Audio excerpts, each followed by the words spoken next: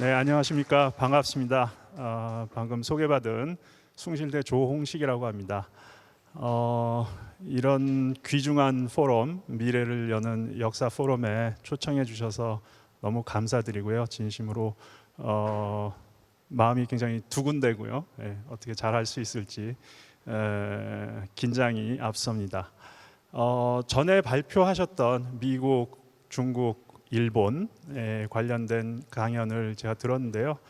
너무 평소에 존경하는 선배 교수님들께서 훌륭한 강연을 해주셔서 제가 이번에 이 시리즈를 끝내면서 과연 잘할 수 있을지 역시 좀 걱정이 되기도 합니다. 저는 오늘 주제는 제가 세계 지정학적 위기와 유럽의 미래, 이런 식으로 굉장히 거대한 주제를 잡았고요. 근데 사실 좀 본격적으로 중점적으로 말씀드리고 싶은 부분은 최근 2020년대 들어서 유럽에 가해지는, 유럽에 주어지는 그런 충격이 굉장히 심각한 상황이다. 이게 첫 번째 포인트고요. 두 번째는 그러면 유럽은 이러한 그 충격에 대해서 굉장히 강한 충격, 그것을 이제 지정학적 충격이라고 제가 표현을 했습니다. 거기 이런 충격이 어떻게 과연 대응하고 있는가, 이런 부분에 대해서 좀 말씀을 드리겠고요. 마지막으로는 세 번째 포인트로는 유럽은 미국, 중국, 일본과는 달리 굉장히 많은 나라로 구성되어 있지 않습니까? 그러니까 이런 나라들이 사실은 우리 한국과 비교할 만한 그런 규모나 사이즈의 국가들인데 이런 나라들은 어떻게 행동을 하는 것인가? 그러니까 유럽 전체의 이야기를 쭉 좀 드린 다음에 맨 마지막에는 국가별로 어떻게 대응을 하고 있는가, 이런 부분에 대해서 국가별 차이점도 좀 말씀을 드리고 상황도 말씀을 드리면서 이 세 가지 내용을 중심으로 강연을 진행해 보도록 하겠습니다. 자, 그래서 처음 아주 시작은 좀 기초적인 것부터 해야 되지 않을까 싶어가지고요. 미국, 중국, 일본과는 달리 유럽은 그냥 우리가 지리적으로 아는 대륙인데 과연 유럽이 무엇인가에 대해서 기본적인 이야기들을 좀 나누면서 부드럽게 시작을 해보려고 합니다. 첫 번째는 유럽을 이제 영어로 유럽이라고 하고 비슷한 그 발음으로 유럽 다양한 언어로 사용하고 있습니다만, 원래 유럽의 그러면 기원은 무엇인가를 살펴보면 이 그림에서 어느 정도 그 아이디어를 발견할 수가 있습니다. 원래는 신화적인 기원을 갖고 있고 유로파라고 하는, 사실은 서아시아 지역이죠. 지금 지중해와 마주하고 있는, 지금 현재 나라를 이야기한다면 시리아, 요르단, 그죠? 레바논, 이스라엘 그쪽 지역에 유로파라고 하는 공주를 제우스 신이 황소로 변장은 아니고 어쨌든 변신을 한 다음에 유로파 공주를 유혹해서 납치해 갔다. 그리고 납치해서 간 곳이 바로 지금 이제 그리스 지역이죠. 고대 그리스로 갔기 때문에, 그래서 한편으로는 서아시아 문명이 있고 그 서아시아 문명에서 어찌 보면 그 기원을 이야기해 줄 수도 있는 것이고요. 그래서 유로파 공주가 황소로 변모한 제우스 신을 통해서 그리스로 갔다. 이제 이런 이야기가 신화적인 기원입니다. 그래서 여기서도 좀 많은 생각할 거리가 있는 것 같고요. 사실 유럽에서 박물관, 미술관 이런 곳을 다녀보시면은 유로파에 관한 그림이 굉장히 많습니다. 적어도 수백 점은 되는 걸로 제가 알고 있는데요. 두 개의 사례만을 가지고 와봤습니다. 첫 번째는 렘브란트, 너무나 유명한 화가죠. 렘브란트의 작품 중에도 여기 보시는 것처럼 흰색 황소가 유로파 공주를 납치하는 그런 모습이 나타나 있고요. 그다음에 저 두 번째 그림은 발로통이라고 하는 이제 프랑스 화가인데, 프랑스 스위스 쪽 화가인데 20세기 그림입니다. 그래서 여기서도 역시 이제 그림 스타일이 달라진 것을 발견할 수 있는데 황소인데 그 유로파를 다시 납치해 가지고 가는 그런 모습을 보여주고 있습니다. 이건 우리 동양적 그런 그 접근법하고는 굉장히 다른 거죠. 유럽이라는 대륙에 이름을 주는 인물이 신화적 인물이긴 하지만 하나의 공주였는데 납치를 당해서 서아시아에서 벗어나서 유럽 쪽으로 와서 그 이름을 말하자면 그리스 지역에 남겨줬고, 그리스 지역을 포함한 그것보다도 더 지금 현재 유럽 쪽에 있는 그런 모든 지역을 이제 유로파라는 이름으로 불리게 되었다. 대충 이제 첫 번째 신화적인 정의는 이렇게 우리가 볼 수 있을 것 같습니다. 두 번째는 지리적인 정의를 갖고 우리에게 가장 익숙한 그런 정의가 되겠습니다. 지리적으로 유럽이란 무엇인가 대개 하는 이야기가 대서양부터 우랄까지라는 표현을 사용하고 있습니다. 그래서 이쪽에 대서양과 여기 지도에 그다지 뚜렷하게 드러나 있지는 않지만 그래도 그죠? 초록색 평야 지역과 구분되는 약간 황색의 우랄 산맥이 보입니다. 그래서 이 둘 사이가 유럽이다라는 지리학적인 정의가 있는데, 근데 우리 지정학 이야기로 지금 현대 이야기로 와서 보면은 아시겠지만 지금 사실상 이 적어도 대서양부터 우랄까지의 유럽에서 절반 이상을 차지하고 있는 지역이 러시아나 이제 그 주변 국가들이거든요. 근데 지금 과연 러시아가 스스로를 유럽이라고 생각하느냐? 그런 의문이 제기될 수 있는 것이죠. 그리고 지리적인 것이 어찌 보면 그냥 인문학의 지리학이라고 하는 인문학의 정의인가 이렇게 질문 던지십니다. 그 정의만은 아니죠. 실질적으로도 굉장히 중요한 역할을 합니다. 나중에 제가 좀 더 자세히 설명드리겠습니다만, 예를 들면 모로코 같은 나라가 유럽연합에 들어오기 위해서 신청을 한 적이 있습니다. 80년대. 근데 유럽에서 거절을 했습니다. 거절을 한 이유가 지리적으로 모로코는 유럽이 아니다라는 답변을 했거든요. 근데 또 굉장히 다른 케이스인데 비슷하면서도 다른 케이스가 터키입니다. 터키는 우리가 일상적으로 이 지역은 아나톨리아 지역은 되게 아시아라고 생각하고 있죠. 근데 터키는 유럽연합에 가입 신청을 했고 실질적으로 가입 협상을 벌이기 시작한 그런 나라입니다.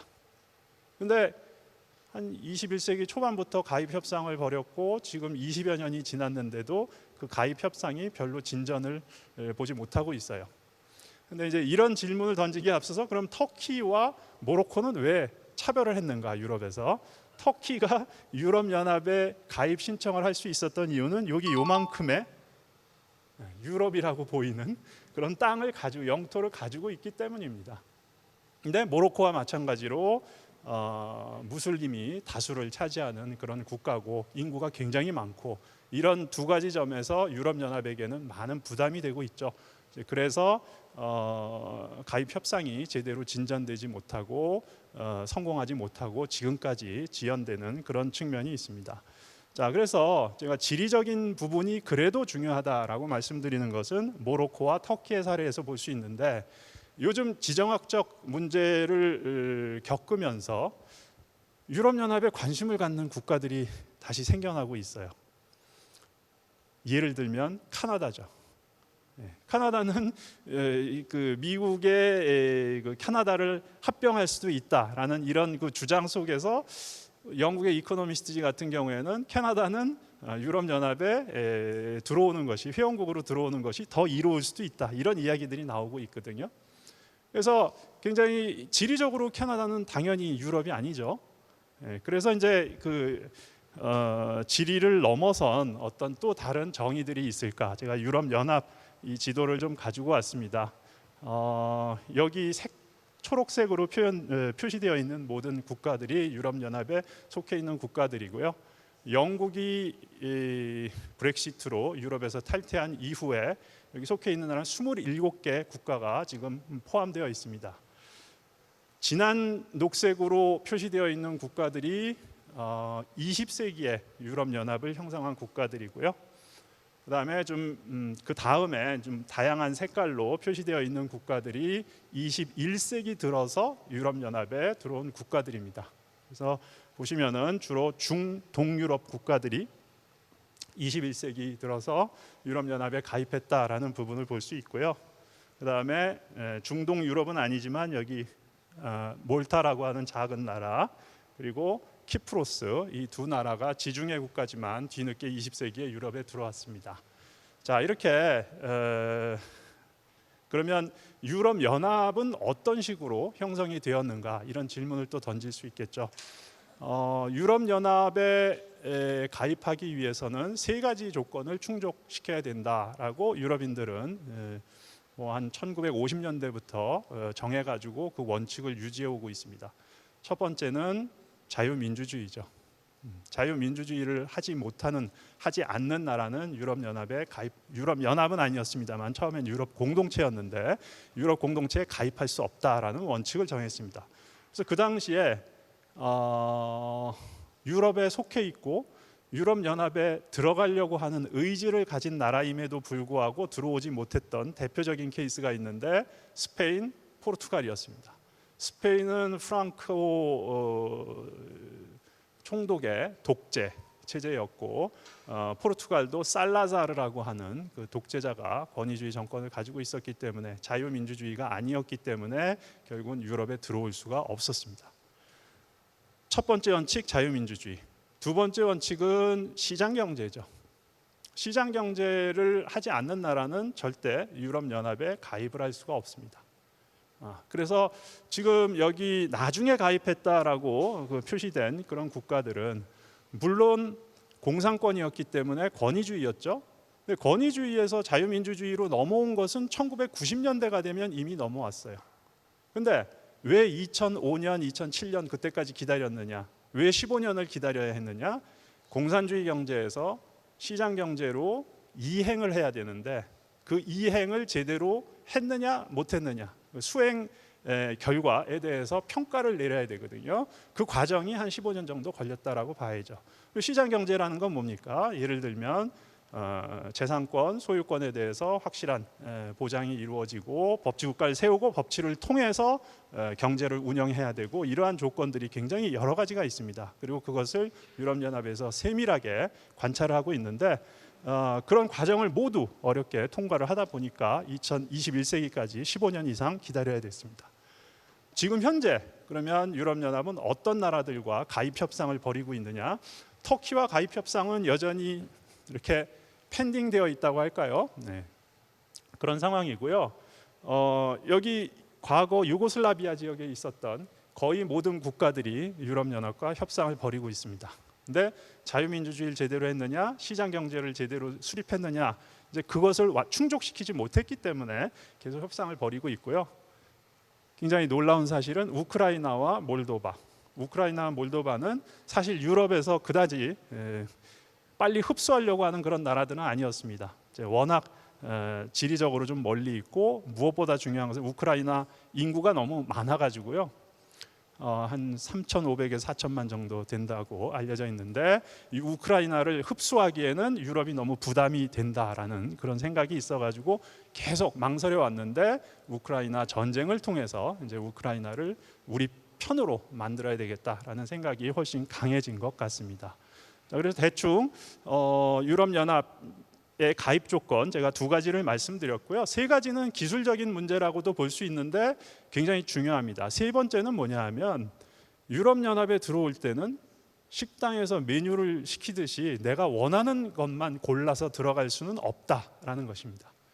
유럽연합이 그동안 이루어 놓은 모든 조치들, 법률들, 조항들, 규제들, 이런 것들을 받아들여야 된다는 거예요.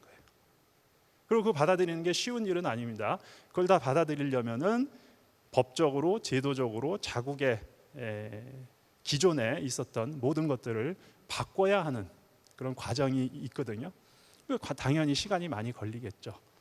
그래서 이 세 번째 조건이 보통 우리 이제 뭐 자유민주주의, 시장경제 얘기하지만 세 번째 조건에 대해서는 이제 많이 인식을 못 하고 있는데, 그건 역시 굉장히 중요하다. 그리고 그것이 중요한 이유는 유럽에 들어왔으면은 지금까지 유럽이 해온 것들, 만들어온 것들을 그대로 받아들이고 그 의지를 공감하고 같은 방향으로 나아갈 수 있어야 된다라는 그런 조건을 붙였다라고 보시면 되겠습니다. 그래서 처음 부분으로 제가 다시 올라가서 좀 정리를 해보겠습니다. 신화적 정의, 첫 번째 이제 그 신화에서 어떻게 진화되었는지 그런 부분 말씀드렸고, 지리적으로 봤을 때는 지금 현재 러시아까지 포함하고 있지만 실질적으로는 지리적 정의는 뭐 중요하죠. 유럽이냐 아니냐를 나누는 데는. 하지만 또 어디까지가 유럽인가를 그렇게 명확하게 제공해 주는 정의는 아니다라는 것이고요. 제도적으로 유럽 연합 회원국을 우리가 좀 볼 수 있는데, 그 유럽 연합 회원국이 되기 위해서는 이 세 가지 조건을 충족해야 된다. 저는 사실 문명적 정의라고 여기 표현을 했는데, 이 부분이 가장 제가 학자로서 볼 때는 가장 중요한 파트가 아닌가 싶습니다. 문명적 정의라는 건 뭐냐면, 역사적으로 우리가 유럽이라는 하나의 패밀리를 형성하고 있다라는 의식, 그죠? 그리고 뭐 영어, 불어, 독일어, 이탈리아어 언어가 다 다르지만 사실은 또 굉장히 비슷하거든요. 어원이나 이런 것들을 보면. 그리고 기본적으로 기독교 문화의 에서 뿌리를 두고 발전해 왔다는 점, 이런 것들도 국가는 다르고 민족은 다르지만 유럽을 하나로 묶어주는 굉장히 중요한 기준이 된다. 이런 부분들이 저는 굉장히 중요하다고 생각을 하고 있고요. 마지막으로 정치적 정의는 뭐 조금 전에 제가 이 기준을 설명하면서 말씀드렸습니다만, 하나의 유럽을 만들겠다는 참여 의식과 그 정치적 의지, 이런 것들이 굉장히 중요한 것 같다라는 것이죠. 그런 점에서 예를 들면 제가 우크라이나 말씀드렸죠. 우크라이나는 지금까지는 사실 러시아가 침공하기 전까지는 우크라이나는 국론이 분열되어 있는 나라였습니다. 한쪽에서는 우리는 러시아랑 친한 것이, 러시아랑 같은 연방을 만들거나 동맹을 만드는 것이 우크라이나의 미래에 훨씬 이롭다라고 생각을 했습니다. 또 다른 한편에서는 러시아 쪽보다는 유럽 연합을 지향하는 것이 훨씬 더 우크라이나의 미래를 위해서 바람직한 것이다, 이렇게 생각했거든요. 그런데 러시아가 군사적으로 침공을 하고 난 다음부터는 거의 여론이 완전 유럽 연합 쪽으로 기울어 버렸습니다. 그러니까 선택이 이게 한쪽으로 확 쏠려버린 것이죠.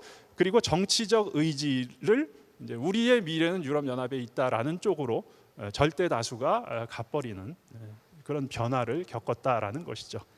자, 그래서 오늘 이제 본격적으로 제가 세 가지 포인트를 말씀드렸고요. 이런 상황에서 유럽은 이런 것이다, 이제 대충 설명을 드리고, 첫 번째 포인트인 지정학적 충격에 대해서 말씀을 드리겠습니다. 유럽의 경우 세 세력으로부터 지정학적 충격이 가해지고 있는데요. 첫 번째는 제가 중국을 들었고요. 그다음에 두 번째는 러시아, 그다음에 세 번째는 미국이 되겠습니다. 이제 우리 역사 포럼에서 보면 미국으로 시작하시고 그다음에 일본, 중국 이렇게 순서대로 한 걸로 제가 기억을 하고 있는데요. 이것도 굉장히 흥미로웠습니다. 왜냐하면 제가 한국에 귀국해가지고 활동하는 동안 대부분 한국에서 중시하는 국제 관계는 주변 사국, 주변 사강대국 해가지고 유럽은 쳐다보지 않았습니다. 주변 사강대국은 지금 역사 포럼에 등장한 미국, 일본, 중국이 있고 그 다음에 소련 또는 러시아가 있었습니다. 근데 이제 그 자리에 유럽이 들어와서 저는 유럽 전공자로서는 이제 너무나 기쁜 마음이었고요.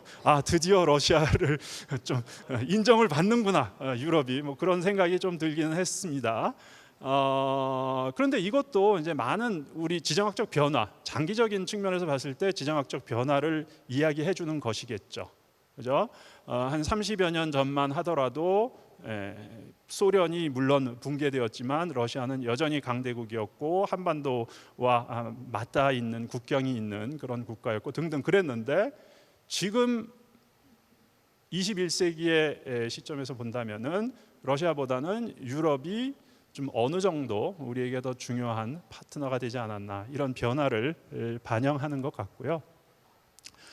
그런데 러시아는 유럽에게 있어서는 여전히 굉장히 중요합니다. 근데 그 중요한 이유가 강해서 중요하다기보다는 트러블 메이커, 그죠? 유럽의 안보를 위협하는 강력한 그 군사력을 갖고 위협하는 세력으로서 의미가 있습니다. 그래서 제가 유럽 중심으로 다룰 때는 이제 중국, 러시아, 미국 이 세 가지 세력을 다루겠습니다. 일본은 뭐 거기서는 유럽에서는 지금 뭐 위협이나 아니면 굉장히 중요한 세력을 느끼고 있지는 않습니다. 자, 그래서 중국부터 시작을 해보겠습니다. 어찌 보면 중국이 아시아를 친다면은 중국이 일본의 과거 위협을 대신했다라고 볼 수도 있겠죠. 뭐 중국의 부상은 개혁 개방 79년부터 계속돼 왔겠지만 실질적인 위협으로 느끼기 시작한 것은 제가 적어도 유럽 관점에서 판단할 때는 2013년 시진핑이 등장하면서 그리고 1대1로 그 사업을 시작하고 세계적 영향력을 가지려고 시작하면서 아마 중국이 우리가 상상했던 것만큼 자유화가 되지는 않을 것 같다라는 인식들을 유럽의 지식인이나 정치인들이 갖기 시작한 것 같습니다. 자, 그리고 중국 시진핑의 중국이 계속 외부에서 굉장히 적극적인 모습, 유럽의 위협적인 경제적으로 위협적인 모습 이런 것들을 보여주면서 유럽 연합 차원에서 중국을 어떤 위기나 위협으로 인식하기 시작한 것, 그리고 공식 문서에서 그것을 인정한 것은 2019년 유럽 연합 보고서를 보면은 중국을 시스테믹 라이벌이라는 표현을 사용합니다. 물론 그 전에는 중국은 우리의 좋은 파트너고 뭐 이런 외교적 수사를 이야기한 다음에 맨 마지막으로 시스테믹 라이벌이라는 표현을 쓰는데 이건 굉장히 중요합니다. 그냥 읽고 지나가 버릴 수 있는 차원의 이야기가 아니고 시스템에 있어서, 그러니까 유럽 연합의 정체성을 이루는 자유민주주의와 시장 경제라고 하는 그 시스템을 위협하는 세력이다라는 인식이에요. 그럼 그 전에는 뭐였냐? 2019년 전에는 유럽이 볼 때 중국이 저렇게 경제 발전을 하면 자유민주주의 쪽으로 변화할 것이다. 시장 경제로 올 것이다라는 희망이나 기대가 있었던 것이죠. 근데 2019년이 되면 중국은 자유민주주의도 시장 경제도 채택할 가능성이 굉장히 희박하다라는 판단을 쓴 것이고, 그래서 중국은 계속 어떤 권위주의적 공산당 중심이라든지 어쨌든 중국식 이런 정치 체제 이런 것을 세계에 퍼뜨리려고 할 것이고, 시장 경제도 그런 의미에서 시장 경제보다는 국가가 또는 중앙 정부가 상당한 힘을 가지고 있는 그런 국가 자본주의적 그런 모습을 띄울 것이다라고 판단을 한 것이죠. 그래서 시스테믹 라이벌이다라는 표현을 썼습니다. 그리고 이제 2020년대 아주 최근의 얘기가 되겠습니다. 2020년대 코로나 팬데믹이 시작되면서 유럽은 엄청난 충격을 받았습니다. 일단은 마스크가 없었던 것이죠. 마스크는 중국에서 다 생산하고 중국에서 오게 되어 있습니다. 근데 마스크는 그냥 문화적인 측면이 있습니다. 아시아 사람들은 반드시 팬데믹이 아니더라도 마스크를 상당히 쓴 황사가 그런 면에서 커다란 기여를 했죠. 그런 습관이 있는데 유럽 사람들은 거의 마스크 쓰는 습관이 없거든요. 그러니까 유럽인 부족하고 중국에서 마스크를 많이 생산한다. 이건 어찌 보면 당연한 이야기였는데 마스크를 넘어서서 제약, 그죠? 약품을 만든 데 있어서 굉장히 중국에 의존하고 있다. 우리가 글로벌 밸류 체인이라고 하죠. 세계 생산 체계가 중국을 중심으로 만들어져 있다라는 것을 유럽 사람들이 팬데믹을 통해서 알게 된 것이죠. 약품뿐만이 아니라 의료기기도 마찬가지입니다. 그러니까 코로나 팬데믹 때 숨을 쉴 수 없어가지고 이 산소 호흡이라든지 그런 많은 의료기기가 첨단 의료기기가 필요했는데 그런 것들이 중국에서 수입하지 않으면 없는 거예요. 환자들이 갑자기 늘어나는데 유럽 안에서도 이제 경쟁이 붙은 겁니다. 독일, 프랑스, 이탈리아 서로 이런 의료기기를 빌려줘야 되느냐, 아니면 우리가 먼저 확보해야 된다 이러면서 유럽 안에서도 이제 그런 서로 눈치 보기와 줄다리기 이런 것들이 이뤄졌거든요. 그건 왜 그러느냐? 모두 다 중국에 의존적이었기 때문이다라는 인식을 본격적으로 하게 되었습니다. 2021년은 이제 팬데믹이 좀 지나가고요. 리투아니아라고 하는 유럽의 굉장히 발트의 지역에 작은 나라가 있는데 그 작은 나라가 타이완, 대만의 사무소를 개설할 수 있도록 허락해 주었습니다. 근데 정말 리투아니아는 인구가 제가 확실히는 모르겠습니다만 몇백만 수준이거든요. 그 작은 나라에서, 유럽연합 27개국에서 한 나라이고 굉장히 작은 나라이고, 그 나라가 대만에 대해서 이제 사무소를 개설해 주겠다라고 허가를 해주자 그 작은 나라에 대한 굉장히 강력한 제재와 그 공격을 시작하게 된 것이죠. 그러니까 아마 리투아니아가 그냥 홀로 중국에 맞서야 했다면은 굉장히 심각한 타격을 얻었을 겁니다. 그러나 다행히도 유럽 연합이라는 그 틀 속에 있었기 때문에 중국의 리투아니아에 대한 그 위협이나 공격을 유럽 연합 차원에서 막을 수 있었던 것이죠. 가장 무서운 것은 아마도 무역이나 경제적 조치를 취하면은 리투아니아 같은 작은 나라는 위기에 처했을 텐데, 유럽 연합은 적어도 한 1970년대부터 통상 정책은 유럽 차원에서 합니다. 한 나라 차원에서 하지 않아요. 그러니까 예를 들어서 리투아니아만 공격할 수는 없습니다. 중국에서 리투아니아를 공격하려면은 유럽 연합 전체를 공격해야 돼요. 그건 지금 트럼프도 마찬가지고요. 그거는. 그리고 유럽 연합 전체를 공격하면 유럽 연합 전체에서 대응할 수밖에 없는 것이죠. 근데 중국의 입장에서 보더라도 유럽 연합은 뭐 거의 미국과 유사한 규모의 시장이거든요. 그 전체를 포기하기는 어려웠던 그런 측면이 있죠. 그래서 21년 리투아니아 사태를 겪으면서 실제 많은 공격을 받지는 않았지만 그 위협이나 그 태도를 보고 유럽 엘리트들은 이 중국과의 관계에 대해서 이제 생각을 다시 하게 된 것이죠. 22년 러시아가 우크라이나 침공이고, 그다음에 제가 이 다음 페이지에서 러시아 말씀드리겠습니다만, 사실 우리가 이런 상상을 해볼 수 있습니다. 뒤에 중국이 버티고 있지 않다면 과연 러시아가 우크라이나를 침공할 수 있었을까라는 상상을 해볼 수 있는 거죠. 굉장히 어렵다고 생각이 됩니다. 중국은 우크라이나를 침공함으로써 유럽으로부터 굉장히 많은 제재를 받지만, 특히 최근에 이란 사태가 터지기 전에는 특히 석유와 가스 수출이 힘들어지지 않겠습니까? 그런데 그럼에도 불구하고 침공을 할 수 있었던 것은 중국이라는 러시아의 석유와 가스를 사줄 수 있는 대체 세력, 큰 형님이 있었기 때문에 가능했다라는 것이죠. 그런 의미에서 유럽인들은 우크라이나를 침공한 것을 자국이 침공받았다는 그런 의식이 굉장히 강합니다. 그냥 강 건너 불이 아니고 유럽 자체가 침공을 받았다, 자유민주주의와 시장경제가 침공을 받았다, 이런 인식을 강하게 갖고 있습니다. 그래서 이 우크라이나 침공의 충격이 중국에 대한 새로운 이미지를 주게 되었다라는 것이고요. 마지막으로 2024년, 이것도 큰 충격이었습니다. 2024년이 되면 전기차에서 중국이 엄청난 그 경쟁력을 갖게 되고, 제가 그 그림으로 가져온 건 이건데요. 여기 좌측에 BYD는 세계 최대 그 전기차 생산 기업이죠. 그리고 한국에서는 전기차 하면 테슬라를 생각할지 모르겠지만 생산량이나 그 파워나 이런 것들을 보면 중국이 전기차 시장을 지금 지배하고 있습니다. 중국이라는 한 나라에 100개에 가까운 또는 넘는 100여 개에 달하는 전기차 생산 기업이 있습니다. 그러니까 그만큼 그쪽 산업에 많은 투자를 했고 엄청나게 수출을 하고 있고 굉장한 경쟁력을 갖고 세계 수출 시장에 나아가고 있다는 것이죠. 유럽 사람들은 사실은 미국에게 선두를 뺏기긴 했습니다만 자신들이 자동차를 만들었다고 생각하거든요. 그래서 한국에서는 여전히 독일차를 많이들 선호하고 계시죠.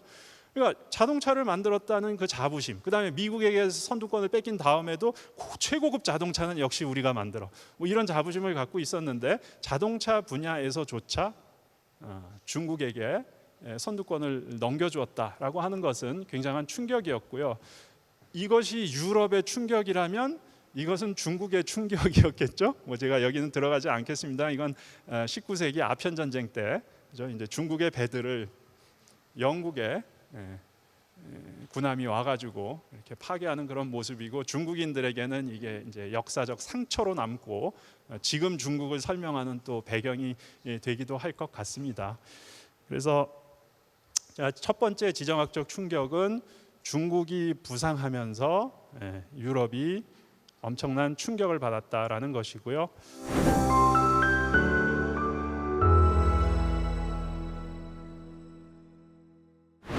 자, 두 번째 충격은 러시아로부터 가해진다. 러시아는 어찌 보면 유럽에게는 좀 더 익숙한 그런 위협이다라고 볼 수도 있겠습니다. 왜냐하면 그 바로 직전에 20세기 냉전 시기 동안에 소련의 위협이 있었기 때문에. 자, 그런데 결정적인 충격은 사실상 뭐 러시아에 대해서 어느 정도의 거리, 그러면서도 많은 유럽 사람들은 러시아는 유럽 문명의 한 패밀리 안에 있어, 이런 생각을 갖고 있었거든요. 특히 소련이 붕괴되고 난 다음에.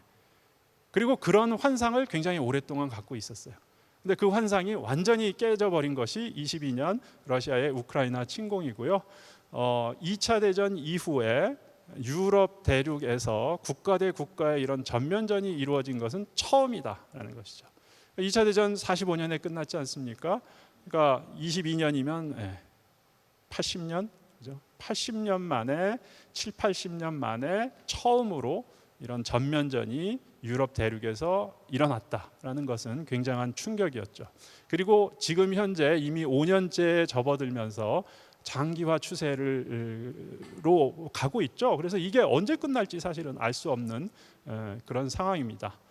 그래서 유럽의 입장에서, 유럽 연합의 입장에서 본다면은 우크라이나 전쟁을 어떻게 받아들였느냐, 굉장한 충격이었다라고 말씀드렸는데, 그 충격과 함께 우크라이나는 이제 완전히 유럽으로 품어야 되겠다라는 생각을 한 것이죠.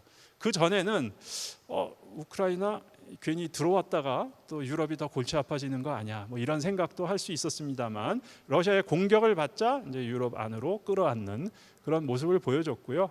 그 가장 대표적인 조치가 뭐냐면, 우크라이나 사람이라면 누구라도 유럽연합에 와서 정착하고 체류하고 살고 일하고 의료보험 받고 사회보장 혜택 받고, 이런 혜택을 전부 다 열어줬어요. 유럽의 모든 국가들이. 그러니까 우크라이나인들에게는 굉장히 고맙고 감사한 그런 거죠. 유럽이 지금 이민 문제 겪고 있다는 거는 다 아시잖아요. 그 다음에 이민 되도록 안 받으려고 노력하고 있다는 것도 다 아시죠. 그런데 우크라이나 전쟁 난민이죠. 전쟁 난민에 관해서는 다 받아들이겠다라고 했어요. 그리고 그 사람들이 우크라이나에 이제 전쟁이 터졌을 때 두 흐름이 있었는데, 남성이나 청년들은 우크라이나로 나라를 지키겠다고 들어가고, 여성과 아이들은 우크라이나에서 다 빠져나왔어요. 특히 전쟁 지역 가까운 곳에 400만 명이 빠져나왔습니다.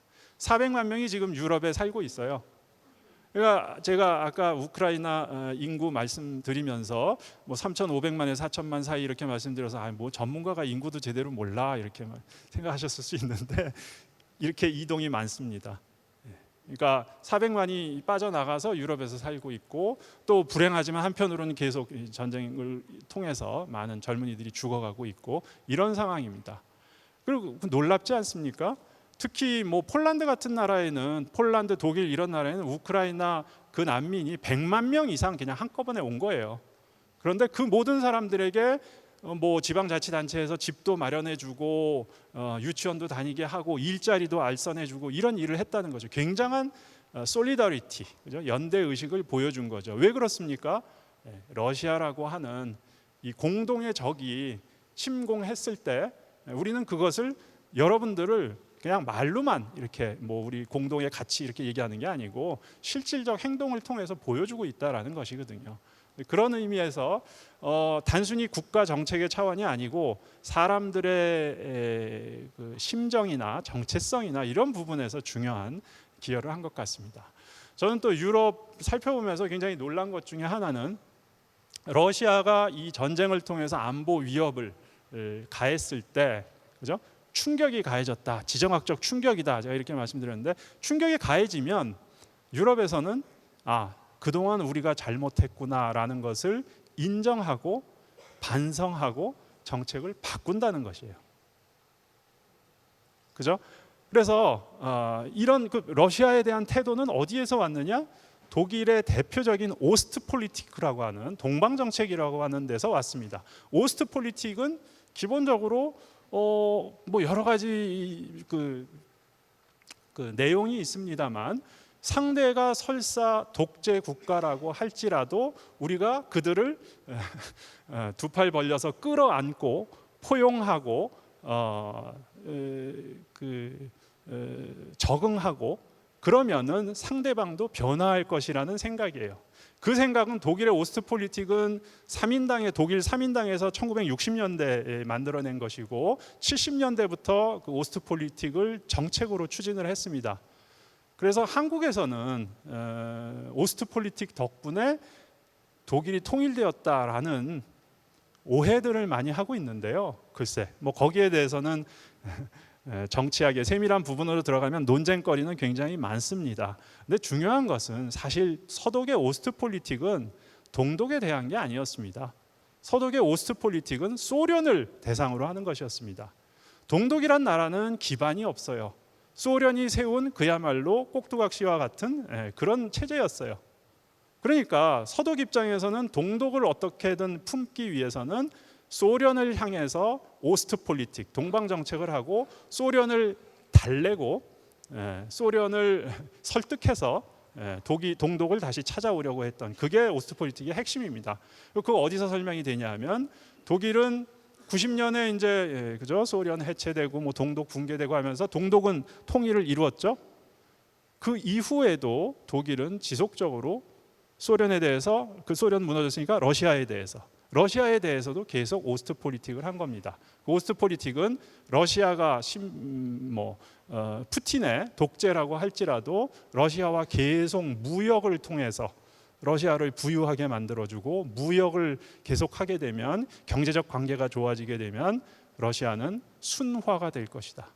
또는 자유민주주의 쪽으로 갈 것이다. 시장 경제로 갈 것이다. 이런 희망을 가졌던 것인데 우크라이나 침공을 통해서 이 희망은 무너졌고 그런 정책 자체가 완전히 잘못됐다라는 것이 밝혀진 것이거든요.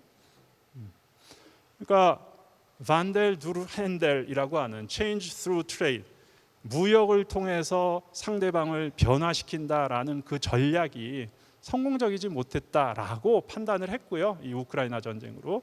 그래서 독일에서 추진한 건 자이튼벤더, 그죠? 시대 정신의 시대의 변화 이런 것을 추구해야 된다. 그러니까 독일은 그 이전까지만 하더라도 독일의 이제 산업적으로 봤을 때는 러시아의 싼 석유와 가스를 활용하면서 독일이 혜택을 본 부분이 많습니다. 근데 그러면 러시아가 우크라이나를 침공했어요. 그럼 독일은 어떻게 생각하면 뭐 우크라이나는 우크라이나고 우리는 그냥 좀 항의하면서 외교적으로 항의하면서 러시아의 가스와 석유를 그대로 쓰면 되죠. 득인데, 그죠?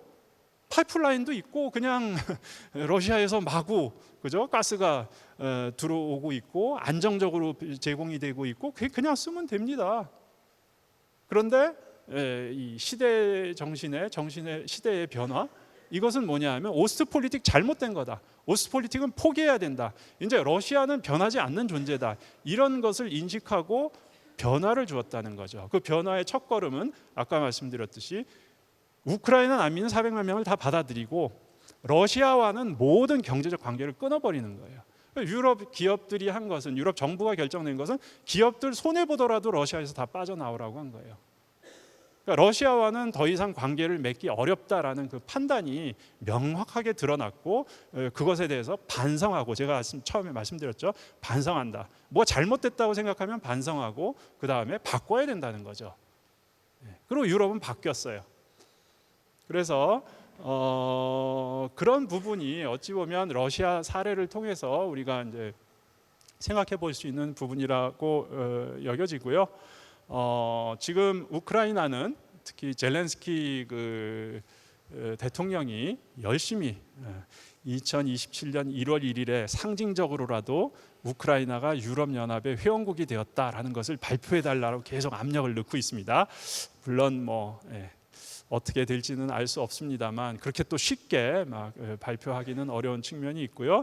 중요한 것은 이제 가입 협상을 시작했고 그런 앞으로 우크라이나가 평화를 되찾게 되면 당연히 유럽연합에 가입할 수 있을 것이다라는 메시지는 끊임없이 던져주고 있고요. 그다음에 이제 가장 최근에 900억 유로를 우크라이나에 하기로 하는 유럽 연합의 결정이 통과가 돼서 추진을 하고 있습니다. 특히 미국 쪽에서 그동안 도와주던 것을 트럼프 등장하고 나서 더 이상 도와주지 않기 때문에 굉장히 우크라이나 입장에서는 급한 편인데 이제 유럽에서 그런 경제적 지원을 하기로 결정을 했고요. 무기도 마찬가지입니다. 미국의 무기가 우크라이나로 가는 것을 반대하지는 않지만 유럽에게 사가지고 줘라. 이런 식으로 된 거죠. 직접 지원을 하지 않고, 그러니까 유럽인들이 우크라이나 지원에 대한 부담을 이제 홀로 안게 되는 그런 상황인데, 뭐 물론 불만은 있지만 국내 정치적으로 불만이 있지만 대부분의 유럽 국가들은 이거는 우리의 의무다. 그러니까 우크라이나를 지키는 것은 우리의 의무다. 우크라이나를 지키는 건 그 나라를 지키는 게 아니고 유럽의 민주주의와 시장 경제를 지키는 것이다라는 인식을 분명히 갖고 있다라는 거죠. 자, 이건 뭐 제가 지도를 우크라이나 전쟁 관련된 지도고요. 여기 노란색이 이제 지금 현재 우크라이나가 관할하고 있는 그런 지역이고, 붉은색은 러시아가 침략을 해서 우크라이나 영토를 차지한 그런 부분이고요.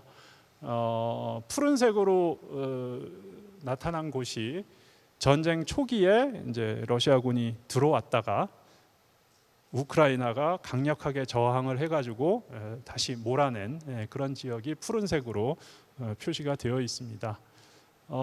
여기서 한 가지만 말씀드리면은 아까 제가 그 우크라이나 여론이 친러시아 쪽과 친유럽 쪽으로 나뉘어 있다고 말씀드렸었죠.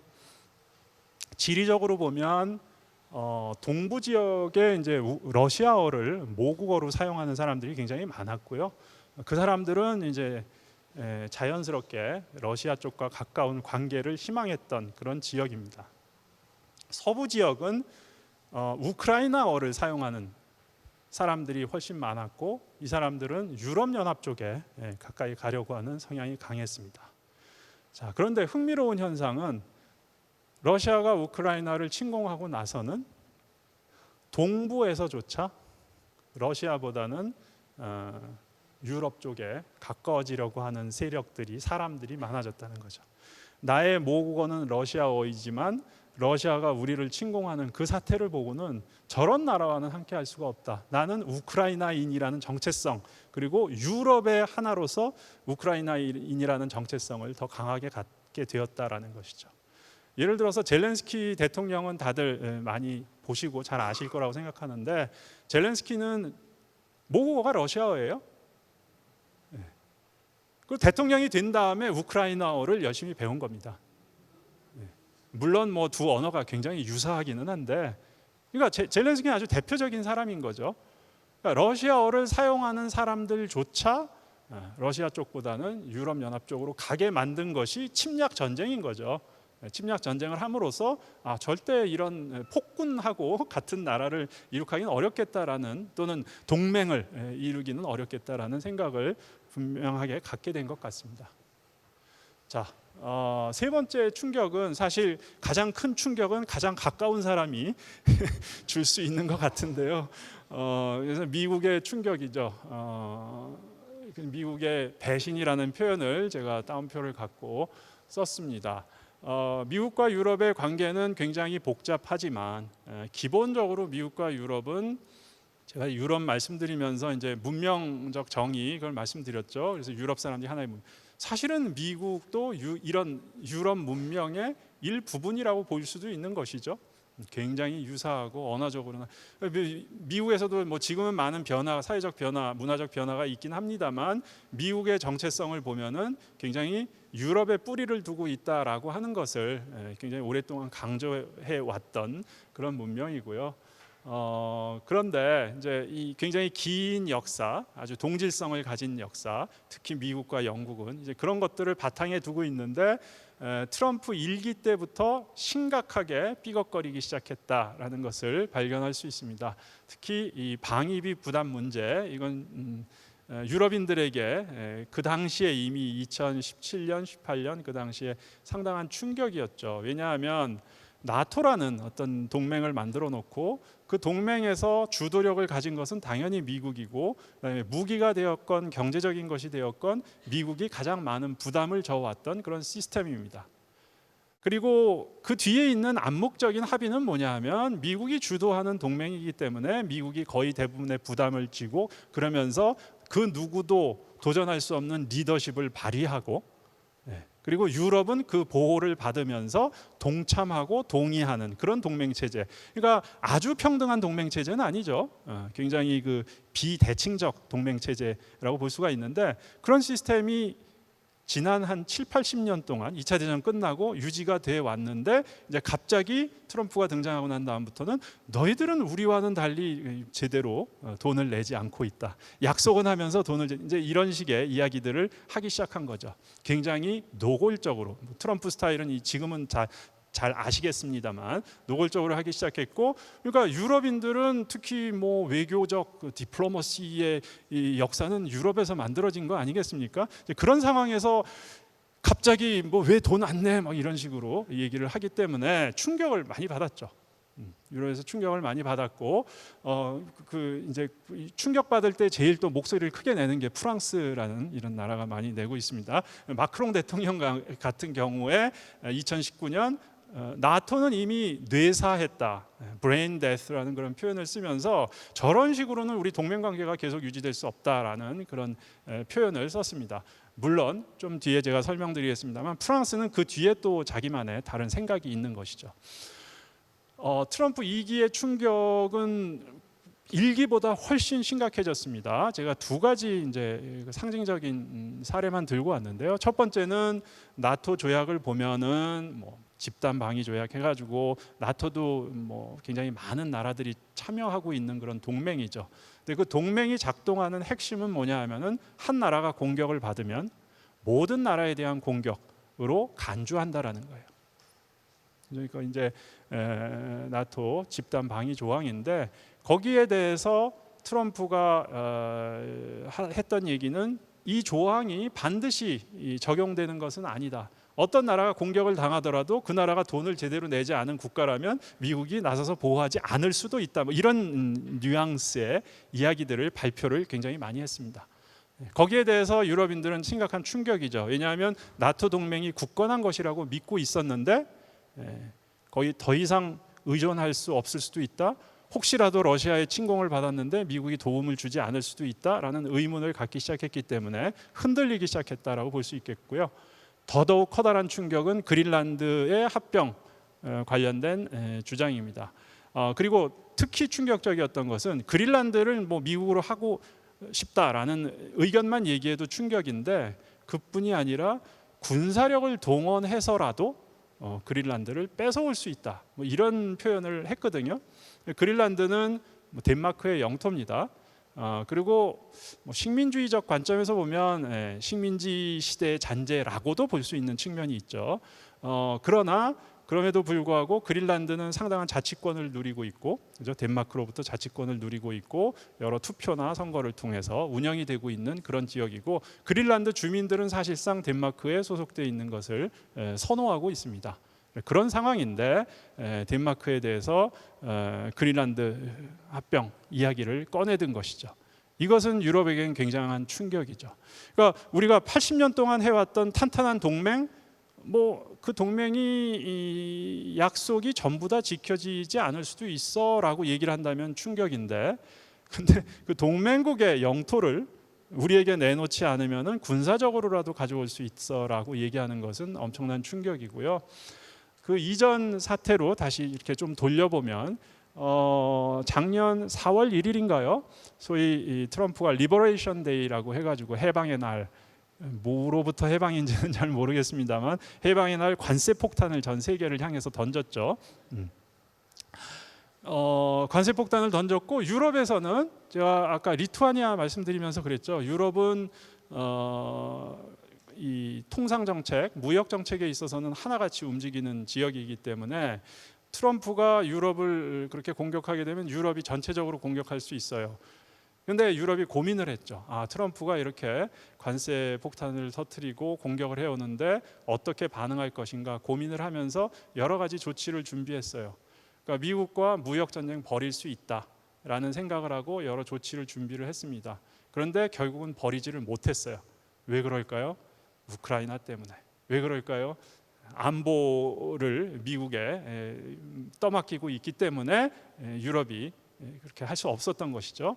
그러니까 같은 해 7월 달이 되면 4월 1일 그 폭탄 터뜨리고 관세 폭탄 7월이 되면 이제 스코틀랜드에 에서 유럽 연합과 트럼프 사이에 협상이 이루어지고 그 협상에서 미국의 요구를 상당 부분 들어주면서 한국, 일본과 마찬가지의 관세 15%, 유럽 상품에 대한 미국의 관세 15%로 합의를 보게 됩니다. 그리고 유럽 사람들은 이 합의 자체를 굴욕적이다라고 다들 느껴요. 겉으로는 미국이 워낙 우리가 미국의 종속적이기 때문에 그럴 수밖에 없다라고 생각했지만 굉장히 굴욕적이라는 그런 그 심정을 갖게 됩니다. 그리고 최근 들어서 이제 2026년 들어서 니콜라스 마두로 사건, 그죠? 베네수엘라, 그다음에 이란 전쟁이 터지게 되죠. 이란 전쟁이 터지고 나서 미국 유럽 관계는 다시 한번 이제 그 어려움을 겪게 되죠. 이란 전쟁은 사실 트럼프와 네타냐후의 어떤 독단적 결정을 통한 전쟁이었는데 전쟁이 일단 벌어지고 나서 사실상 상당 시간 동안 지속이 되자 이제 유럽 동맹국들에 대한 불만이 시작이 된 거죠. 유럽 동맹국들은 왜 미국이 벌이는 전쟁에 군대를 파견하지 않느냐, 왜 도움을 주지 않느냐 이런 이제 불만들이 터져 나오고요. 유럽 입장에서는 아니 상의도 하지 않고 일을 벌여놓고 갑자기 왜 군대를 파견하고 도움을 달라고 하느냐 이제 이런 반응이 나와서 굉장히 위험한 상황으로 치닫게 되고요. 그러면서 이제 2026년 초에 이런 이란 전쟁, 그 다음에 그린란드 관련 발언들 이런 것들이 미국과 유럽의 관계를 굉장히 어렵게 만드는 그런 원인이 되었고요.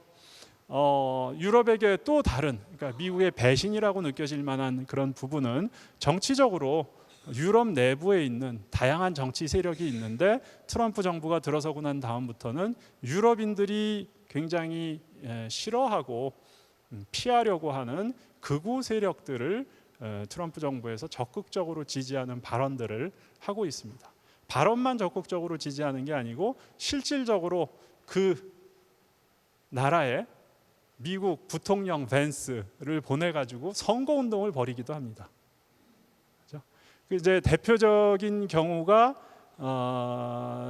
얼마 전에 헝가리에서 4월달에 총선이 있었습니다. 헝가리는 한 16년 전부터 빅토르 오르반이라고 하는 권위주의적 그 지도자가 집권했던 그런 나라인데, 근데 이 여론조사 결과가 좀 아슬아슬하게 나오고 빅토르 오르반이 실격할 수도 있다, 선거에서 질 수도 있다 이런 소식들이 전해졌거든요. 그랬더니 이제 미국 벤스 부통령이 가가지고 오르반을 위해서 계속 투표 독려를 한 겁니다. 그 다음에 오르반 같은 경우에는 유럽 내에서도 굉장히 친러시아적 성향으로 또 잘 알려진 지도자거든요. 그래서 조금 전에 말씀드렸던 러시아에 대한 900억 유로의 그 지원금, 그거 지금까지 지출하지 못했던 게 오르반이 반대했기 때문이거든요. 근데 이런 상황에서 오르반은 어찌 보면 러시아도 좋아하고 미국도 좋아하는, 근데 유럽의 다른 나라는 모두 싫어하는 그런 지도자였단 말이죠. 근데 그를 위해서 이제 벤스 미국 부통령이 선거 운동을 한다는 건 굉장히 충격적인 것이죠. 근데 선거에서 어떻게 됐습니까? 저는 다행이라고 생각합니다. 선거에 졌어요. 오르반이 지고 16년간의 그 독재는 아니지만 권위주의적 정부를 종결시키고 끝났습니다. 그래서 헝가리에는 새로운 머저르 총리가 새로 집권을 했고요. 머저르 총리가 한 일이 뭐냐 하면 빅토르 오르반은 굉장히 민족주의적 그런 성향을 또 많이 이렇게 사람들을 장려해가지고 활용한 사람인데, 머저르 총리는 우리는 유럽이다. 우리는 아까 말씀드린 민주주의고 시장경제고 유럽을 향하고 있다라는 걸 명백하게 표명을 했고, 그 표명한 그 대표적인 게 뭐냐 하면 자기 취임식을 5월 9일 날 했습니다. 5월 9일은 유럽 사람들이 유럽 데이라고 부르는 날이에요. 자기 취임식을 5월 9일 날 하고, 그 헝가리 부다페스트 보시면은 굉장히 아름다운 그 국회 의사당이 있죠. 다뉴브 강변에 있는 아름다운 국회의사당. 그 국회의사당에 그 전에 전임자 오르반은 유럽 연합 국기를 뽑아버렸는데 이제 머저르 총리는 다시 돌아오면서 유럽 연합 국기를 다시 꼽았습니다. 그 정도로 우리는 이제 유럽이란 공동체에 속해 있다라는 의지를 분명히 보였고, 또 다른 굉장히 흥미로운 점은 머저르 총리가 해외 방문 첫 번째 국가가 어디였느냐? 폴란드였습니다. 근데 이제 유럽 사정을 좀 알면은 재미있는 게, 폴란드란 나라도 헝가리처럼 굉장히 권위주의적인 정부가 있다가 얼마 전에 그것이 이제 무너지고 다시 자유주의적인 그런 정부가 들어선 나라거든요. 그러니까 같은 동유럽 국가지만 우리가 권위주의적 성향으로 갔다가, 그러니까 유럽 연합 안에서 문제아였다가 다시 이제 유럽의 품으로 돌아온, 유럽의 정상으로 돌아온, 그것을 기념하는 그런 자리는 헝가리 새 총리가 그 폴란드의 새 총리를 가서 만남으로써 그런 의지를 보여줬다라는 것이죠. 자, 그래서 미국 얘기에서 좀 약간 이야기가 빗나갔습니다만, 미국의 배신이나 충격은 이렇게 유럽 안에서 굉장히 그 민감한 문제입니다. 유럽에서 극우라는 것은 다른 대륙에서 생각할 수 있는 것과는 달라요. 유럽에서 극우는 나치즘이거든요, 파시즘이거든요, 제2차 세계대전입니다. 그러니까 거기에 대해서는 아주 그 보편화되어 있는 그런 그 경각심이 있는데, 이제 그거를 트럼프 쪽에서는 계속 자극하고 있는 거죠. 그리고 뭐 여기 굉장히 민감한 문제이긴 합니다만, 유럽 문명이 타락해가고 있다, 이렇게 기본으로 트럼프 쪽에서는 보고 있어요.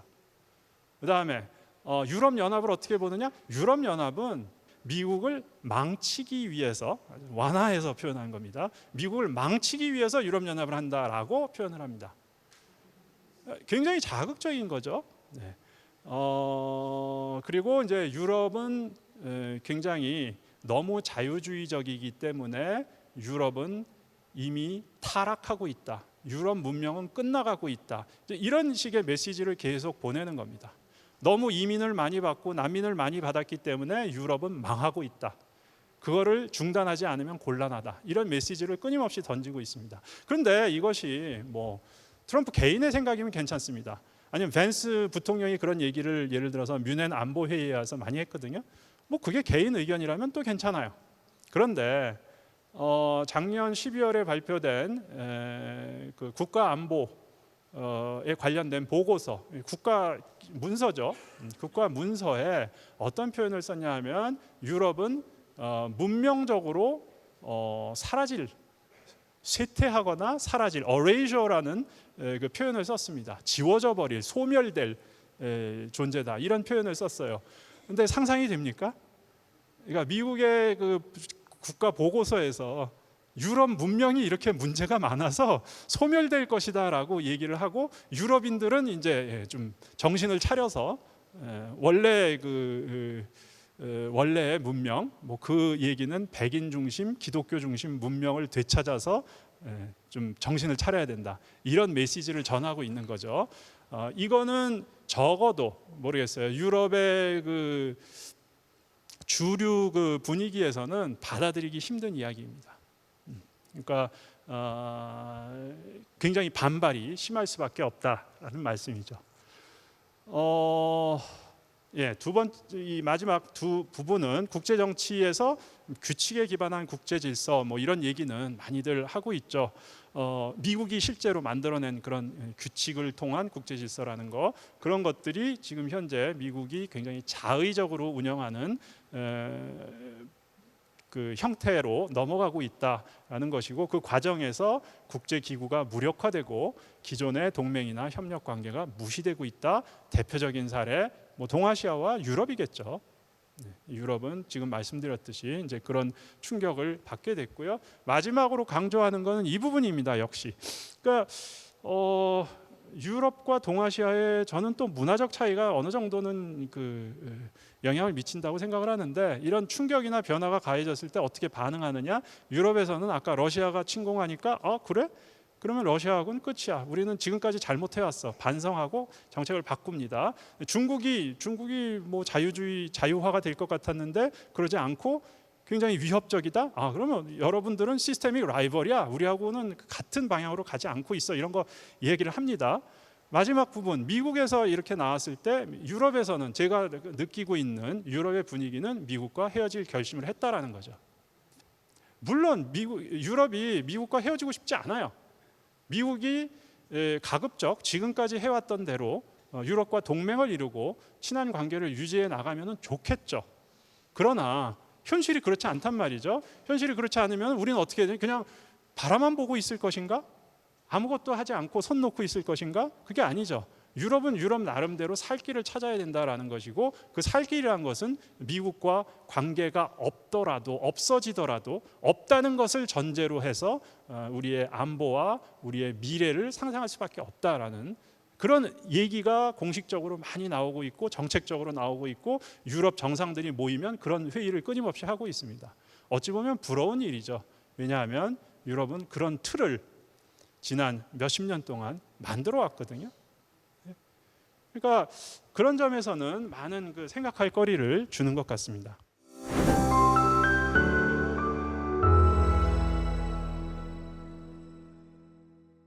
자, 그래서 유럽이 어떻게 대응하고 있는가? 자, 첫 번째 대응은 일단 안보나 이런 문제에 있어서, 안보는 미국에 의존적이었다가 그다음에 이제 미국과는 좀 헤어져야 되겠다. 근데 러시아의 위협은 커졌어요. 굉장히 곤란한 상황인 거죠. 한쪽에서 위협은 커졌는데 도와주려고 했던 친구는 이제 점점 멀어지는 거죠. 그럼 어떻게 해야 되는가? 굉장히 많은 투자를 해야 될 것이고, 굉장히 많은 노력과 준비를 해야 될 것이다라는 부분이고요. 아까 마크롱 대통령 말씀드리면서 마크롱 대통령 뇌사론, 나토 비판하고 그랬다고 말씀드렸죠. 사실 마크롱뿐만이 아니라 이분 혹시 어떤 분인지, 드골 대통령입니다. 드골은 이제 프랑스에서는 거의 국가를 구한 영웅이라고 해도 과장된 말이 아닙니다.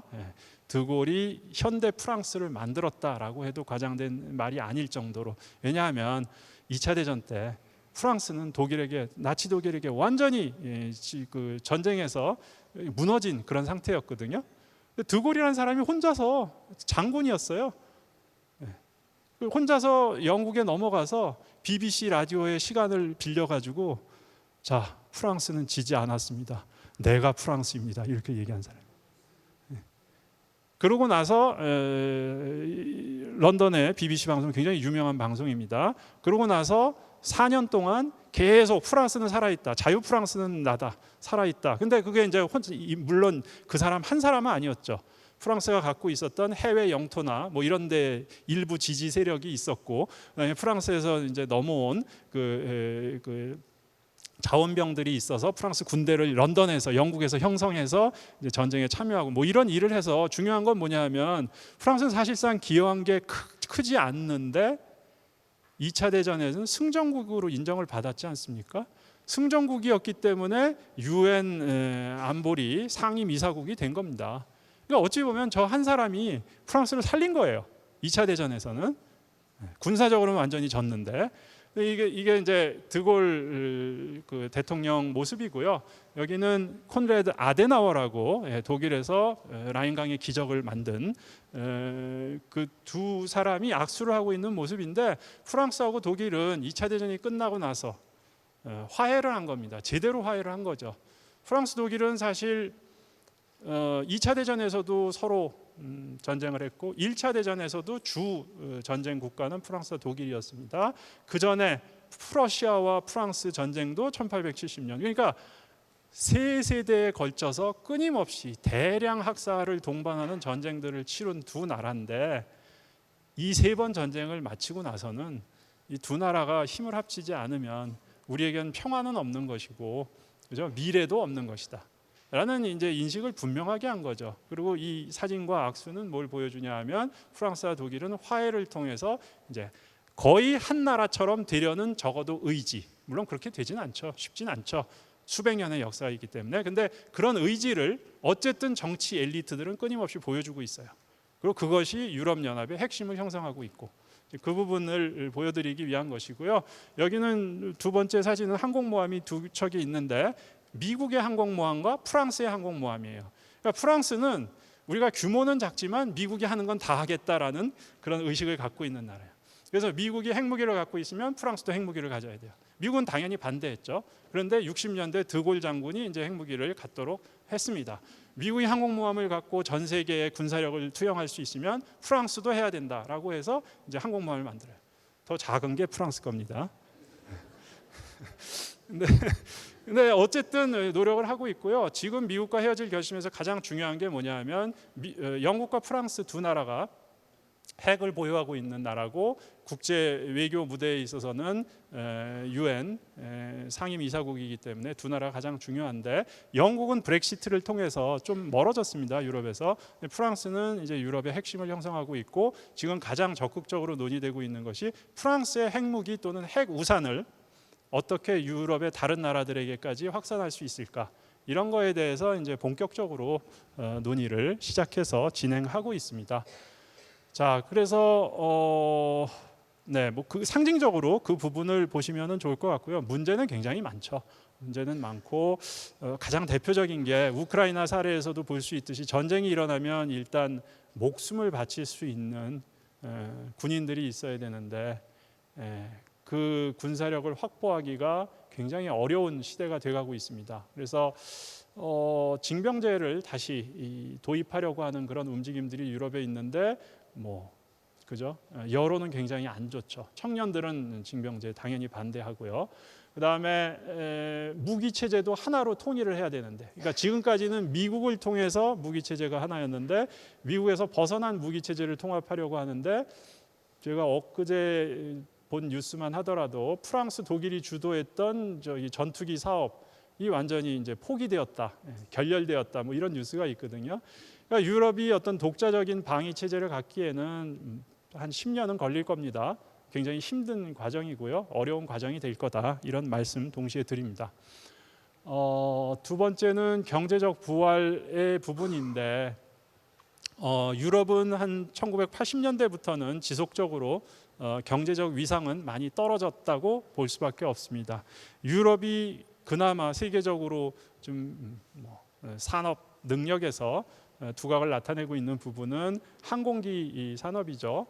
보잉과 에어버스 두 회사, 이제 보잉은 미국 회사고 에어버스는 유럽 회사입니다. 유럽의 여러 나라가 공동으로 참여하는 그런 회사인데, 보잉과 에어버스가 유럽을 대표하는 이제 그 항공기 산업의 기업이고, 제 오른쪽에 뭐 루이비통을 가지고 왔습니다만, 루이비통뿐만이 아니라 루이비통이 LVMH라는 그 굉장히 커다란 기업이죠. 비통뿐만이 아니라 엄청나게 수백 개의 많은 그 명품 기업들을 거느리고 있고요. 그다음에 두 번째 커링이라고 하는, 전 세계적으로 커링이라고 하는 그룹도 프랑스의 피노라고 하는 사람이 운영하고 있는 그런 그 회사고요. 세 번째가 스위스의 리슈몽, 뭐 이런 식의 명품 산업을 지배를 하고 있습니다. 유럽인들이.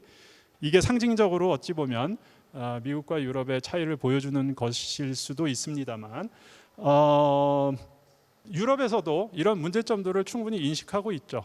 인식하고 있고, 어떻게 하면 혁신 경제를 더 활성화시켜서 유럽이 미국을 따라잡을 수 있을까, 이런 노력을 굉장히 많이 하고 있습니다. 그런데 뭐 제가 보기에는 유럽인들이 뭐 이런 그 담론은 잘 만들어냅니다. 아주 멋지고 잘 만들어내는데, 과연 경제 분야에 있어서 그거를 실천하는데 얼마만큼 성공할 수 있을까에 대해서는 저 자신 뭐 유럽 전공을 하고 있습니다만 굉장히 의문시되는 부분이 많아요. 왜냐하면 유럽의 경제 체제라는 것은 가장 커다란 문제점은 이게 하나가 되기가 어렵거든요. 미국은 하나의 시장이고 중국은 하나의 시장이지만 유럽은 27개의 시장입니다. 그러면 이 27개의 시장을 하나로 묶는다? 아주 뭐 무지막지하게 불도저로 밀고 그러면 하나로 만들 수 있습니다. 그런데 제가 말씀드린 유럽의 원칙, 자유민주주의, 그다음에 시장경제의 소유권, 이런 거 다 존중하면서 어떻게 하나의 시장을 만들 수 있을까? 그건 쉬운 일이 아닙니다. 그다음에 거기에 덧붙여서 유럽은 또 역사가 긴 지역이죠. 역사가 길기 때문에 사회의 온갖 제도의 굉장히 그 역사의 흔적들이 남아 있고 그거는 쉽게 바꾸기가 어렵습니다. 그러니까 이게 어찌 보면 딜레마죠.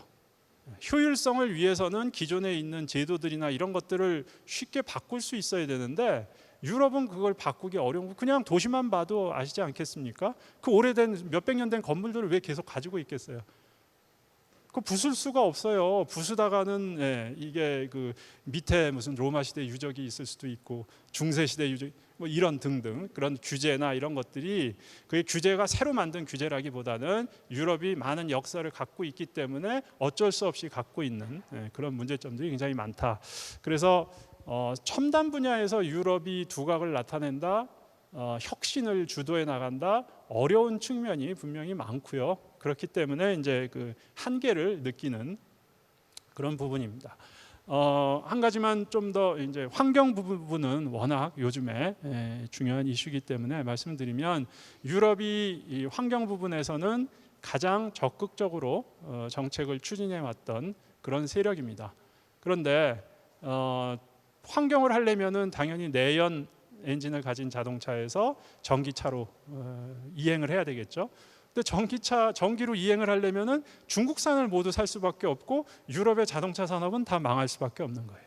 딜레마에 빠진 거죠. 최근에 보여주는 것은 35년까지 내연 자동차 생산을 하고 금지시키기로 했었거든요. 2035년까지. 근데 그걸 이제 서서히 포기하고 있어요. 좀 더 오래 가야 되겠다. 유럽의 산업을 어느 정도 보호해야 되겠다. 이런 인식을 갖고 가고 있습니다. 그런데 여기서도 마찬가지예요. 뭐 효율성을 중시한다 그러면 그리고 정말 환경 전기차 이런 게 목표라고 하면은 그냥 유럽 자동차 산업 포기하고 글로 가야죠.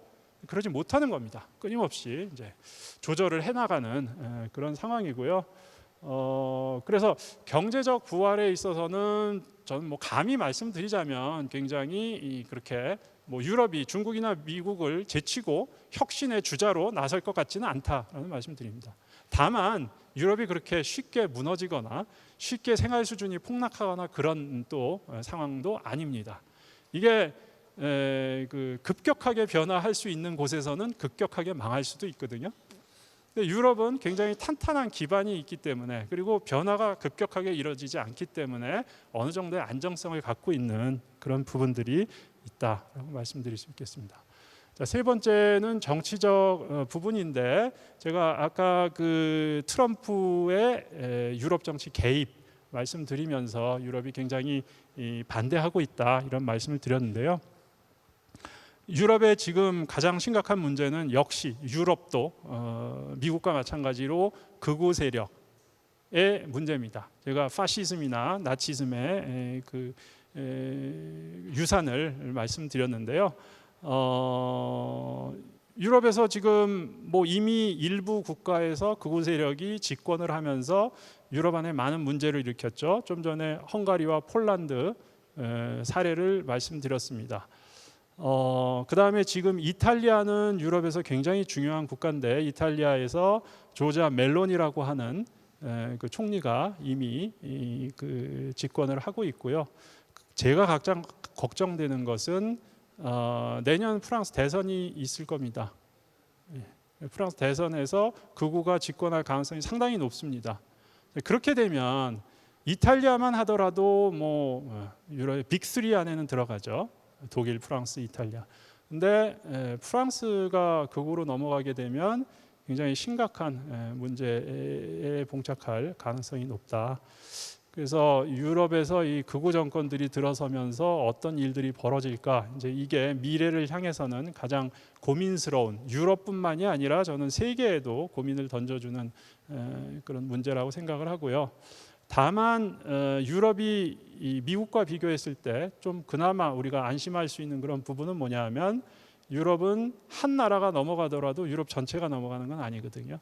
유럽이라는 시스템 자체가 27개국이 반드시 협력하게 만드는 그런 시스템이기 때문에 어찌 보면 좀 우리가 중도적, 그죠? 자유민주주의, 시장경제 이런 중도적 이상을 갖고 있다면은 유럽은 거기에서 크게 흔들리기는 어려운 그런 아예 설계조차 안정적인, 그러니까 안정적이니까 혁신적이지 못한 거죠. 어떤 의미에서는 이제 그런 특징들을 갖고 있다라고 말씀드리겠습니다.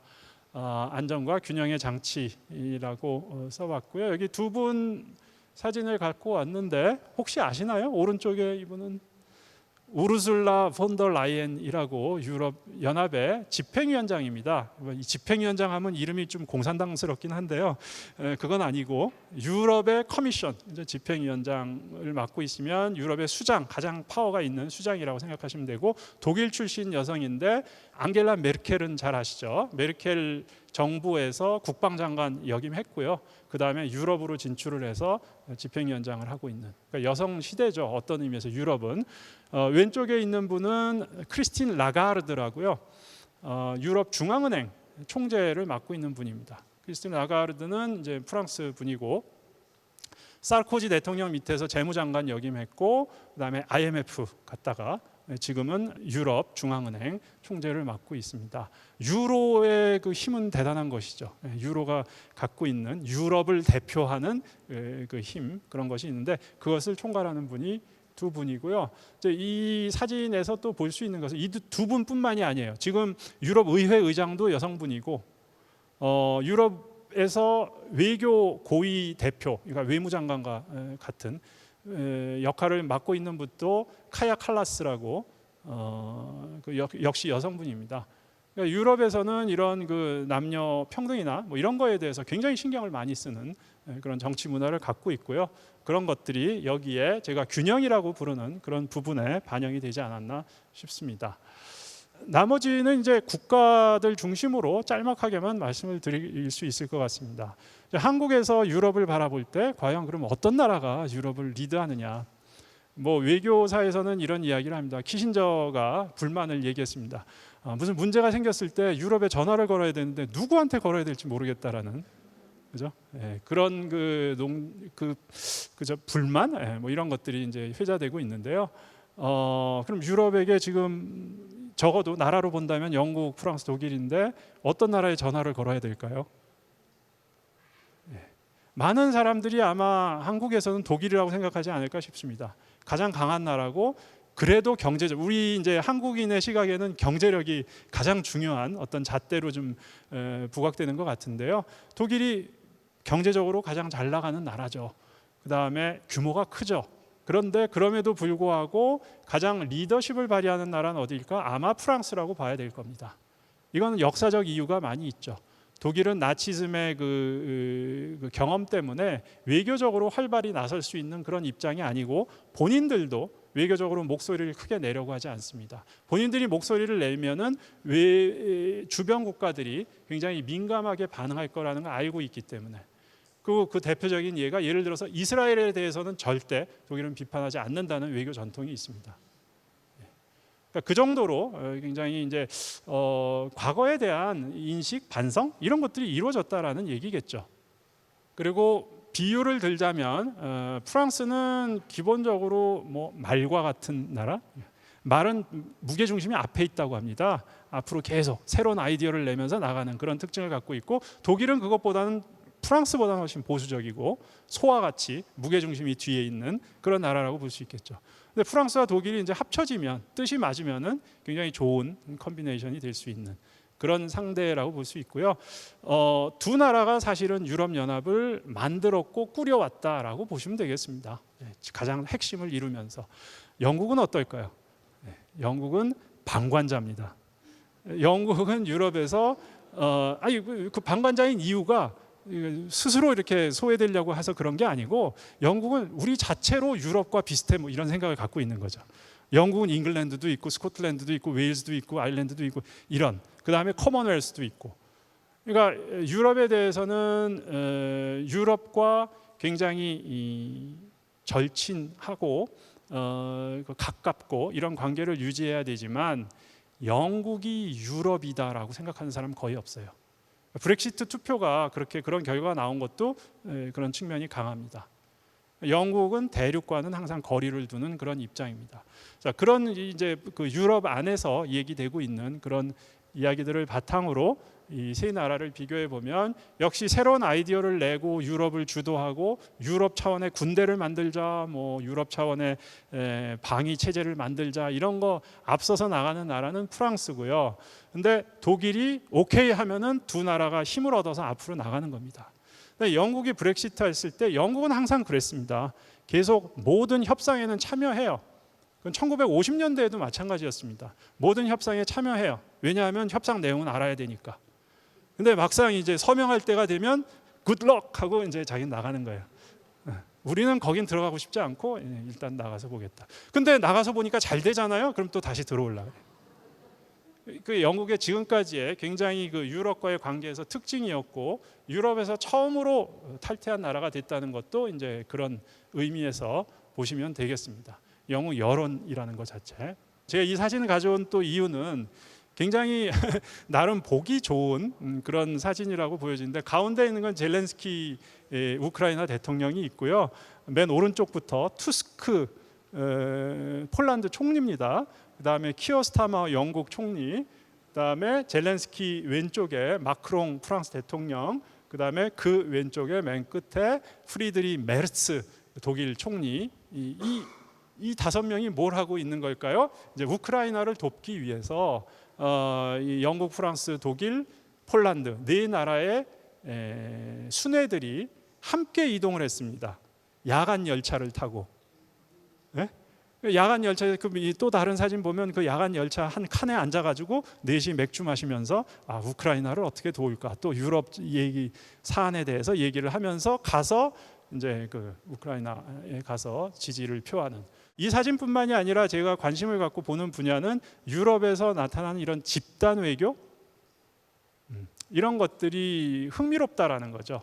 그래서 뭐 트럼프와 관련해서 말씀드리면 트럼프가 있는 백악관의 오벌 오피스는 유럽 정상들에게는 고문실로 유명해요. 거기 들어갔다가 어떤 봉변을 당하지 않을까 이제 그런 고민을 하고, 그러니까 유럽 정상들은 만나면 이제 주로 그런 얘기들 하죠. 서로 트릭도 알려주고 어떻게 피해 나갈까 뭐 이런 얘기를 하는 그런 사이인데, 이제 한 번은 가서 이제 젤렌스키가 아주 봉변을 당했죠. 고마워할 줄도 모르고 뭐 이제 이런 식의 공격을 당했는데, 국가 원수에게는 상상할 수 없는 그런 일들을 당했는데, 그 다음에 이제 또 우크라이나에 대한 정책을 미국에서 추진할 때 유럽의 정상이 한 7명이 한꺼번에 미국에 가서 트럼프와 만난 적이 있습니다. 그래서 그 사진 혹시 보셨는지 모르겠습니다만 이 트럼프가 가운데 앉아 있고 큰 책상을 두고 앉아 있고 이제 유럽 정상 7명이 거기에 둘러싸여 있는 그런 모습. 그래서 백악관에서는 뭐라고 표현했냐면 이건 선생님의 그 강의를 듣기 위해서 유럽 학생들이 왔다라고 표현을 했고, 유럽 언론에서는 이 궁지에 몰린 트럼프 뭐 이런 식으로 또 표현을 하는 그런 일이 있었습니다. 자, 근데 집단 외교라는 것은 저는 굉장히 보기 좋은 모습이라고 생각을 합니다. 그게 그냥 무슨 회의가 열려서 형식적인 그 회원국들이 모이는 그런 회의가 아니고, 실제로 어떤 특정 이슈에 대해서 여러 나라가 공감대를 만들어서 함께 이동함으로써 정치적 의지를 보여준다, 이런 거는 상당히 좀 흥미롭고 좋은 방향이 아닌가 이렇게 생각을 하고요. 나머지는 이제 그 유럽을 구성하고 있는 여러 나라들에 대해서 제가 좀 짤막하게 설명을 드리려고 했는데 거기까지 들어가기에는 좀 시간이 부족한 것 같고요. 그래서 영국, 프랑스, 독일, 그다음에 이제 나머지 나라들이 있는데, 중요한 건 이런 부분입니다. 나머지 나라들도 굉장히 리더십을 발휘할 수는 있어요. 근데 역시 프랑스나 독일의 이런 지지를 얻지 않고서는 독자적으로는 유럽을 움직일 만한 힘은 부족하지 않을까 싶고요. 근데 작은 나라라도 뭔가를 반대할 수 있는 그 능력은 충분히 있습니다. 작은 몇 나라만 모이면은 유럽 안에서 결정을 반대할 수 있는, 제지시킬 수 있는, 비토권을 발휘할 수 있는 그런 능력들이 있습니다. 자, 그런데 우리가 이런 생각을 할 수 있겠죠.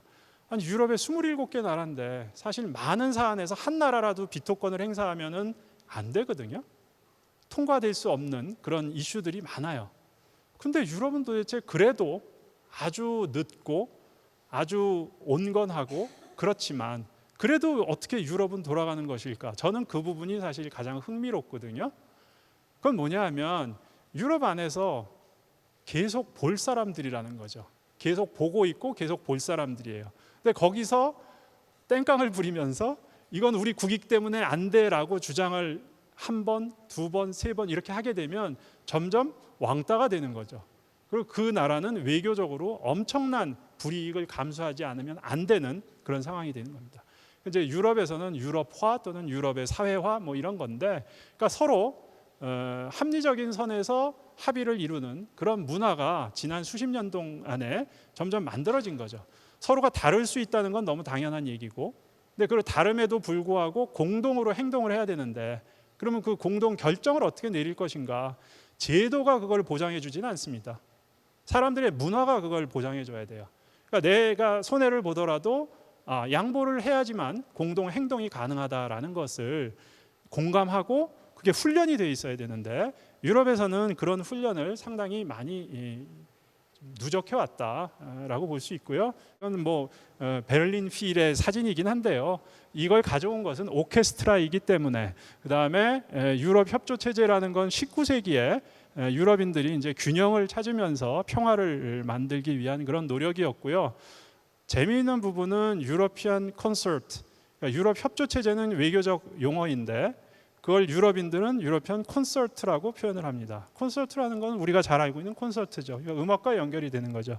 무슨 얘기냐 하면 그래도 유럽이 하나의 패밀리를 형성하고 있기 때문에 오케스트라가 하나의 음악을 연주해낼 수 있듯이 여러 나라가 화합을 하고 협조를 해야지만 하나의 소리를 낼 수 있다. 이런 인식이 상당히 강한 것 같습니다. 사실 유럽의 역사를 보면 전쟁의 역사죠.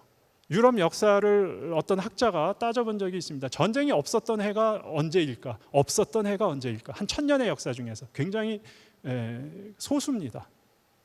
다수의 해는 항상 전쟁이 있어 왔어요. 그 다음에 우리가 알고 있는 세계대전 2차례, 그것 말고도 엄청난 세계사적 영향을 미치는 전쟁들 유럽에서 끊임없이 해왔고요. 저는 뭐 유럽 통합을 전공하기로 한 게 이렇게 전쟁으로 점철된 대륙이 어떻게 화합과 협력의 시스템을 만들 수 있었는가, 그게 가장 궁금했기 때문에 이 유럽 통합을 공부하게 됐고요. 그리고 제가 그 공부를 시작한 거는 이제 뭐 80년대, 90년대부터 시작을 했습니다. 지금 꽤 시간이 됐는데 그 당시에도 많은 사람들은 회의를 표명했습니다. 이 시스템은 오래가지 않을 거고 결국 무너질 것이고 무슨 위기가 닥칠 때마다 무너질 거라고 얘기를 했는데 사실은 무너지지 않고 더 강해졌고, 예를 들면 유로가 만들어졌죠. 그 다음에 더 넓어졌어요. 그 다음에 더 계속 넓어지고 있어요. 우크라이나까지. 그래서 저는 뭐 전공자가 이런 얘기를 해서 좀 설득력이 없을 수는 있겠습니다만 그들이 보여주는 이러한 경험은 우리에게도 굉장히 많은 시사점을 던져주고 좀 우리가 나아가야 되는 방향, 그죠? 다양성 속에서도 어떻게 뭔가 공동의 일을 할 수 있는가, 이런 부분에서 굉장히 중요하다라고 생각합니다. 네, 오늘 이 강연 경청해 주셔서 너무 감사드립니다.